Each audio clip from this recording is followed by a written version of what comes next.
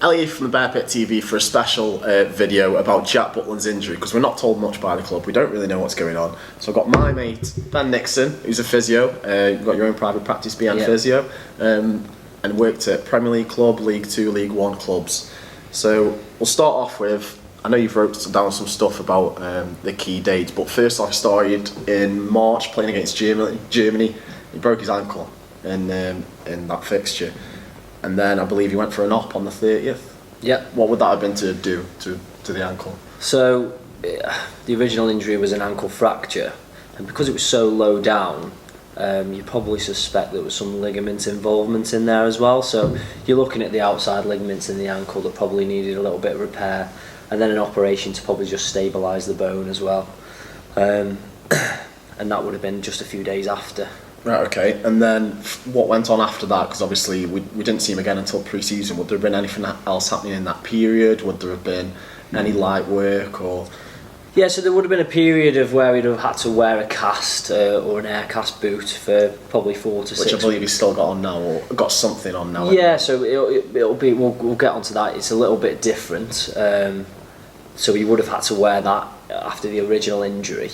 And then a period of just progressive rehab, building him onto the pitch, building him onto the grass, and just getting him ready to play in his first game. Right, okay. And then we went into pre-season. I know he played some fixtures against Burton and a few other sides, and then strangely withdrawn the night before the game against Borough. So with being withdrawn so close to a Premier League game, what do you think sort of gone on behind the scenes? What's been spotted? What's sort of happened?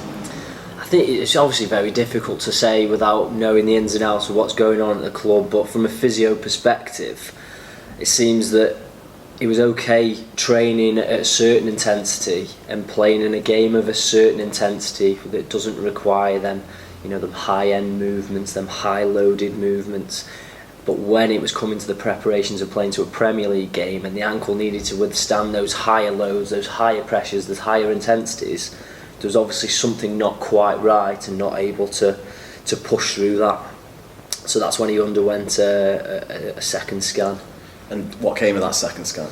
So I was just having a little dig through of Mark Hughes' quotes. So he said about that the ankle was solid, but he damaged some of the scar tissue.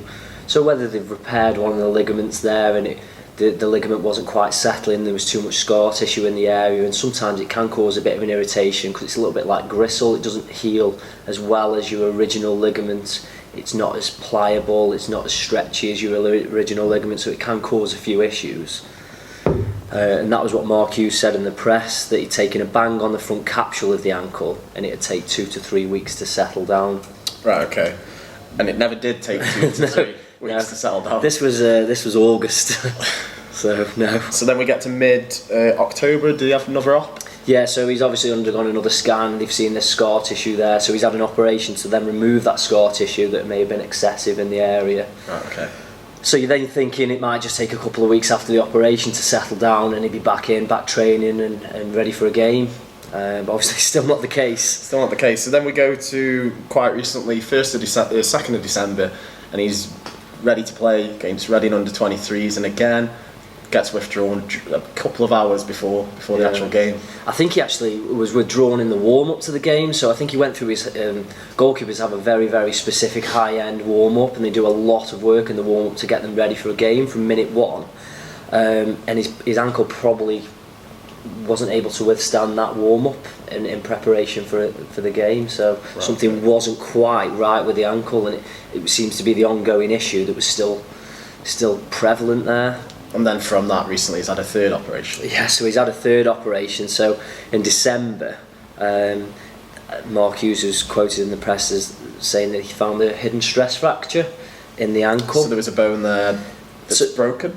So very similar. So what tends to happen is that you've undergone the first operation, and I think Mark Hughes' own words were, Jack likes to run before he can walk sometimes, so in his own enthusiasm he's probably caused a little bit of overuse and a little bit of repetitive stress in the ankle, and it's caused the bone to weaken. Without going too technical with it, your body replaces cells and all the time. What's happened there is that the body is taking away the bone before it's able to replace it, and so gradually the bone's got weaker and weaker and weaker. and cause this stress fracture in the bone. Okay. So we go now into January, into the new year. There's some reports in the press of saying he's going to be out for 2 to 3 months. There's been one from The Guardian that came out saying he's going to miss the rest of the season.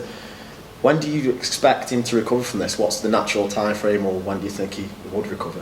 I think with a stress fracture, they respond very well to conservative management, so that means without undergoing another operation.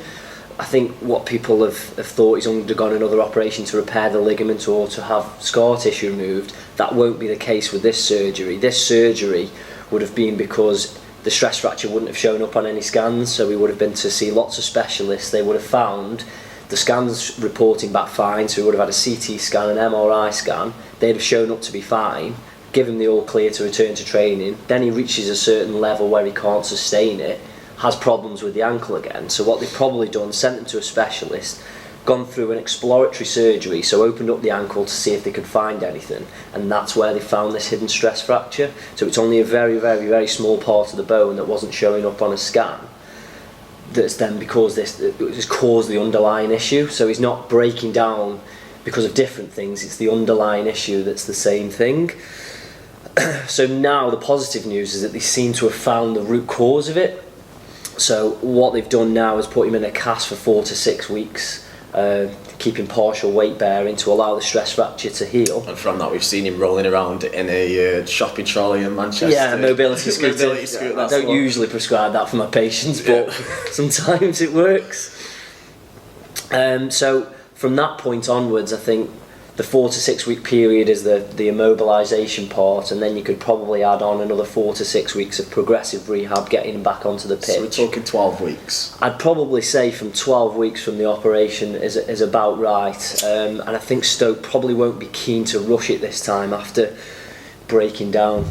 Okay, so previously. Yeah, so not keen to rush him back anytime soon, which is probably where the reports have come from, saying to the end of the season. Probably could be to the end of the season. There's no point bringing him back and say end of April for a couple of games. No, exactly. So if you had the operation in December, you're probably looking at around end of February, start of March time before he's going to be getting into the training, and then he's been out for, would have been out for 12 months, so you'd need a few weeks to get back into the swing of it at the very least, and that brings you to the end of the season. Exactly. So just to dispel a couple of myths, and there's a couple of questions that I've had, some of our followers have also had.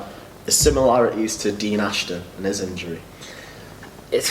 I'm not fully aware of Dean Ashton's. I think very briefly, I think he had an ankle fracture and suffered some bony defects in the ankle that were causing repetitive issues. And the worrying thing is, it sounds very similar. So it is important that he does look after it and not try to rush back. Okay. And another one is, will he play again? But I think you've sort of said that he will play again. Yeah, I think you could almost say with 99% certainty he'll play again. And I think the club are going to be very keen not to rush him back. And I think that is the key to it, is stress fractures respond very well to rest and conservative management. So I wouldn't be too concerned about his long-term health in terms of playing again. But saying that, he's had a major injury, and the biggest predictor of another injury is previous injury, so that's one thing that you do have to consider. You do have to make sure you hit all your strength targets. You're making sure your flexibility, your mobility, everything, every box that you can tick is ticked before you go back, and not try to rush it. Okay, and will he ever be at the same level again? Because we know he's an absolute brilliant goalkeeper. Will he be able to recoup that form that he'd shown previously? Yes, I think so. I think the club have got all the best facilities. They've been to see the best specialists and everything like that. They would have left no stone unturned. So I'd probably say within 6 months, 6 to 12 months post coming back, you'll probably start to see the best of him. Very similar to Bojan, how you've undergone a major injury. You don't tend to see the player come back to their very best straight away. It takes a 6 to 12 month bedding in period before you can start to hit those heights that you hit previously.